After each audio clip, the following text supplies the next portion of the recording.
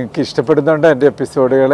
ഇത് എൻ്റെ ചരിത്രത്തിൻ്റെ 3ാമത്തെ എപ്പിസോഡാണിത്, ജെന്നി ഫ്ലവേഴ്സിൻ്റെ അല്ല കേട്ടോ. അപ്പം നിങ്ങളെല്ലാം വാച്ച് ചെയ്യുന്നുണ്ട്, കമൻറ്റ് ചെയ്യുന്നുള്ളത് എനിക്ക് മനസ്സിലാക്കാൻ പറ്റുന്നുണ്ട്. സോ ഇനിയിപ്പോൾ എൻ്റെ 3ാമത്തെ ഭാഗം. ചെറുപ്പത്തിൽ എൻ്റെ ഗ്രാമത്തിൽ ശരിക്കും പറഞ്ഞു കഴിഞ്ഞാൽ ഹിന്ദുസും ക്രിസ്ത്യൻസും ഒക്കെ ഭയങ്കര ക്ലോസ് ആയിട്ട് ജീവിച്ചവരാണ് ഞങ്ങളൊക്കെ.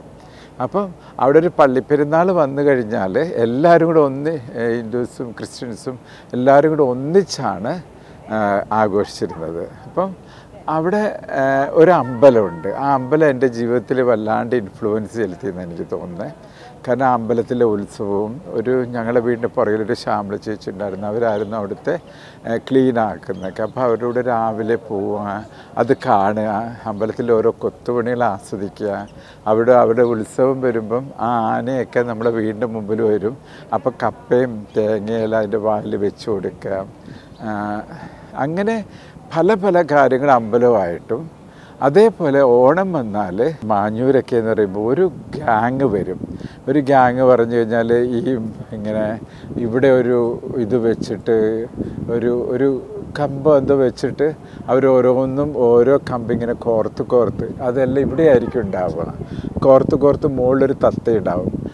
ഇങ്ങനെ കൈകൊണ്ട് വെച്ചിട്ട് വീഴാതെ ഇങ്ങനെ ഇരുന്ന് വെച്ചിട്ട് ഓരോ കമ്പ് അടിച്ചടിച്ച് അവസാനം തത്തയും കൂടെ അടിച്ച് താഴെ ഇടും. അതുപോലെ ഓട്ടം തുള്ളൽ, ഇതൊക്കെ ഓരോ ജംഗ്ഷനിലാണ്. എന്നുവെച്ചാൽ ഓരോ ആൾക്കാർ ഒത്തുകൂടുന്ന സ്ഥലം, എന്നിട്ട് അവിടെയുള്ളവർ കുറേശ്ശെ പൈസ ഇടും. അതായിരുന്നു ഒരു വരുമാനം. അപ്പോൾ ഇവരുടെ കൂടെ ഞാൻ ഈ ഗ്രാമം മുഴുവൻ നടക്കും. അതെൻ്റെ ജീവിതത്തിലെ കലാബോധത്തെ ഉണർത്തിയെന്ന് തന്നെ പറയാം. കലയായിട്ട് ഞാൻ അധികം അടുക്കണത് അവർ മൂലമാണ്. പിന്നെ സ്കൂളിലത്തെ കാര്യമില്ല, സ്കൂളിൽ പിന്നെ വെള്ളിയാഴ്ച വൈകുന്നേരം ഒരു പീരീഡ് കലകളുടെ ഒരു പീരീഡായിരിക്കും. അപ്പം അവിടെ കാണുന്ന നൃത്തവും പാട്ടും ഒക്കെ എന്നെ വല്ലാണ്ട് ഇൻഫ്ലുവൻസ് ചെയ്തു. പക്ഷേ എനിക്ക് ആരും ബാക്ക് സപ്പോർട്ടില്ല, പറഞ്ഞു തരാനില്ലായിരുന്നു. അപ്പം എനിക്കതിലൊന്നും കയറി അവതരിപ്പിക്കാൻ പറ്റിയിരുന്നില്ല. അതൊക്കെ മനസ്സിൽ കടന്നിങ്ങനെ ഉരുകുന്നുണ്ടായിരുന്നു. അപ്പം ആ ഉരുകലാണ് ശരിക്കും പിന്നീട് എൻ്റെ യൗവനകാലത്തും കോളേജിലും മുകളിലൊക്കെ ആ കൊതി അല്ലെങ്കിൽ മനസ്സിലുള്ള ആഗ്രഹങ്ങൾ സെൽഫ് എക്സ്പോഷർ എന്ന് വെച്ചാൽ ഞാൻ തന്നെ അതിന് മുതിർന്ന് മുമ്പോട്ട് ഇറങ്ങും, കളിക്കാനും ഡാൻസ് കളിക്കാനും പാട്ട് പാടാനും. കാരണം പക്ഷേ ഇത് കിട്ടിയത് ഈ മാഞ്ഞൂരത്തെ കുഗ്രാമത്തെ നാടൻ കലയിൽ നിന്നാണിത്. അതാണ് എൻ്റെ ഈ കലകളുടെ ഒരു തുടക്കം എന്ന് പറയാം. എന്നിൽ കലാബോധം ഉണ്ടാക്കിയൊരു തുടക്കം അതായിരിക്കും. അതാണ് ശരിക്കും പറഞ്ഞു കഴിഞ്ഞാൽ.